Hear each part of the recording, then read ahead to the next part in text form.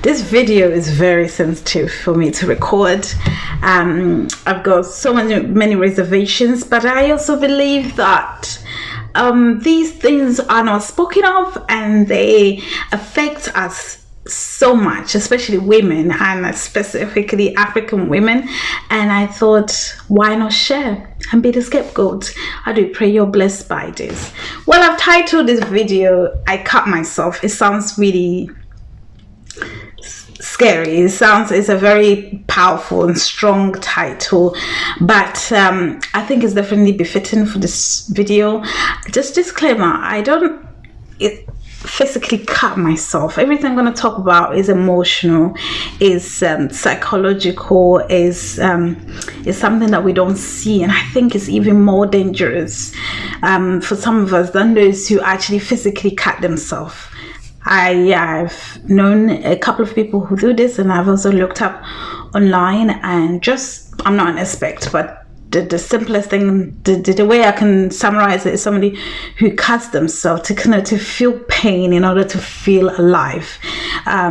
Almost like don't want to deal with what's going on in the present, so you live in the past. And this is something that through my life I've struggled with. It became really intense when I went through marriage and went through the breakup, and I have relapse. I have times where I don't do this emotional torment and torturing myself for a while, and there are times where it comes on really strong, but I didn't know this was what it was until recently. I just sat there, I was in my element, I was doing what I do, and then I started to pray to God that I didn't want to feel this way. And that's the revelation I get, is I'm doing the emotional version of physically cutting yourself. Okay, I told you the video is going to be all over the place. So if you're here, you know that I have 2 children. If you see me before, if not, my name's Charity. I've got 2 children. I was married for just under 4 years, just 2 days before 4 years, and it didn't work out. And I do YouTube videos. I talk about experiences, and I'm a Christian. I talk about God and how He's taken me through healing, and every time I get a revelation of an area that needs work, I share it. So this is where I am at the moment. Yes, I cut myself, and like I said, it's something that I have done in the past, not as intense as it became when I was in marriage and when I came out. So I'll give an example. For instance, I am a type of person who always think the worst. I stay in a painful place mentally in order to go ahead. It won't make sense, but it has to take the person who's going through this to be able to identify what I'm talking about. I believe this is a mental issue. I saw on the NHS website that is something that you need help with, and if you know anyone who can offer help, I prefer Christian therapist. It's something I've been looking for a long time, but like I said, physically for the African woman, therapy, mental health, depression is things that is not easily talked about, or easily accepted. And I've had my struggles. Like I said, one of the things that posted in this video will just put me in a place like, oh, why are you making yourself vulnerable? Why do you have to share this? We grow up in a society where nobody needs to know your business, but sometimes these businesses need to be shared. In darkness, when you're there alone, Satan works with you. He deals with you there. I think that with me, the way I have healed along this line is outing what is going on and what I'm feeling, and it's really been a therapy in its own. I've sat down with God, I've opened my mouth, and I've said what I'm feeling. I've come on with camera, and I've shared what I'm feeling. And so yeah, I just, hopefully this video puts it out there for every woman, not just specifically a woman who you are expected to be so strong. Especially if you've gone through divorce, or if you're a single mother, you're expected to be strong for your children. You're supposed to do all of this and not show your weakness. One of the reservations that I had as well is when I start opening my mouth about all these thoughts and things that I battle with, would I then be seen as an unfit mother? Would this open a way for someone to say, oh, are you even fit to look after your children? I'm fit to look after my children. I look after them, they're thriving. I'll post a picture of them here. But the thing is, I need to thrive as well in order to be that mother for them. And so these things needs to be addressed. Okay, so going back into the story, like I said, it became really intensified in marriage. 4 years of marriage, and another thing that was putting me off from recording this video is always not to make anyone look bad.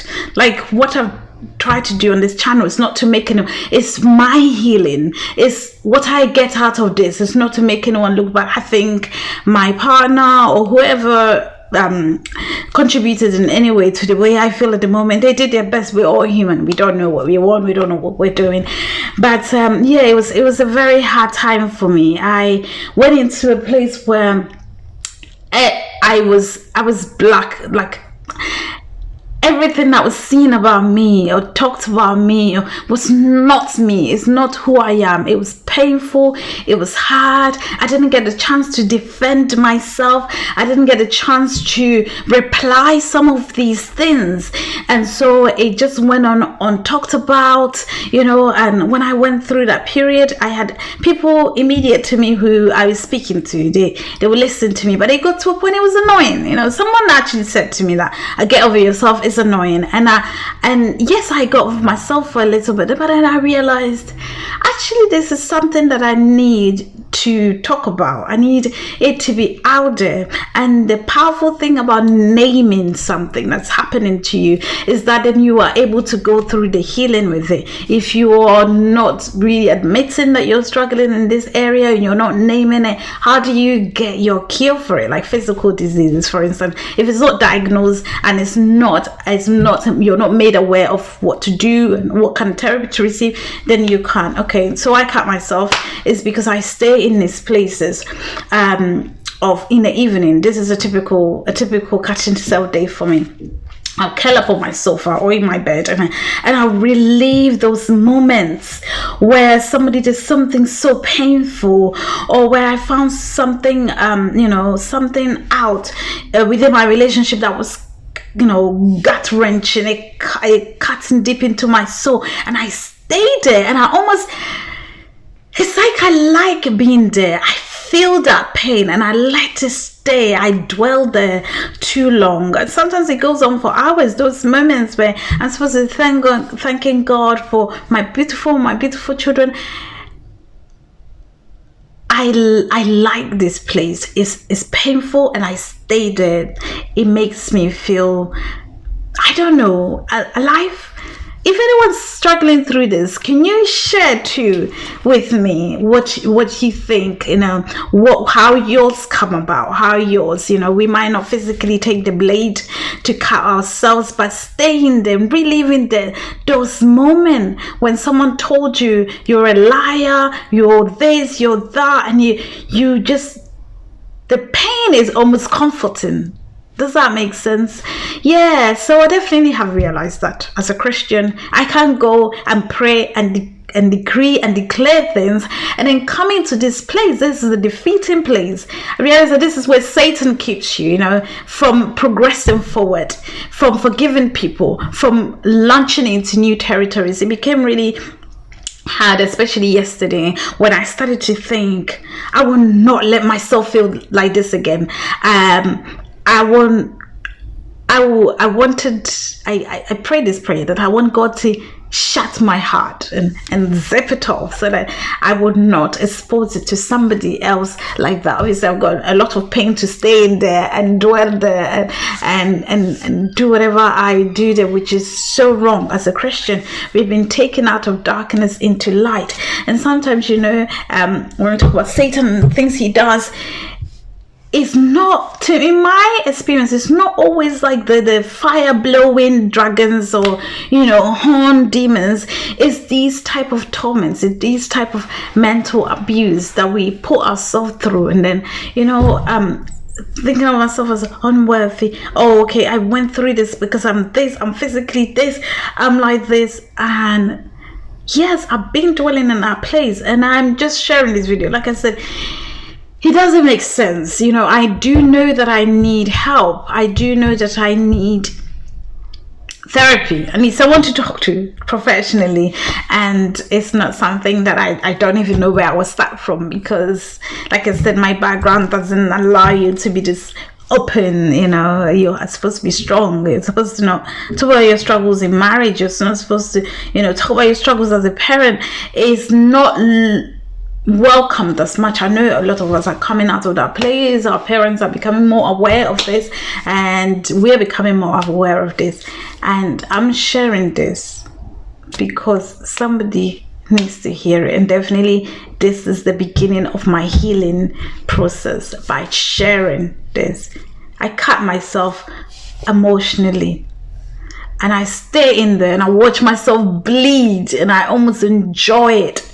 The pain is something that I crave, and it's not the right thing to do. I want to be free. I want to break free. I want you who's watching to break free from this and accept healing and start your healing process. I pray that you're blessed by this. Take care. Bye.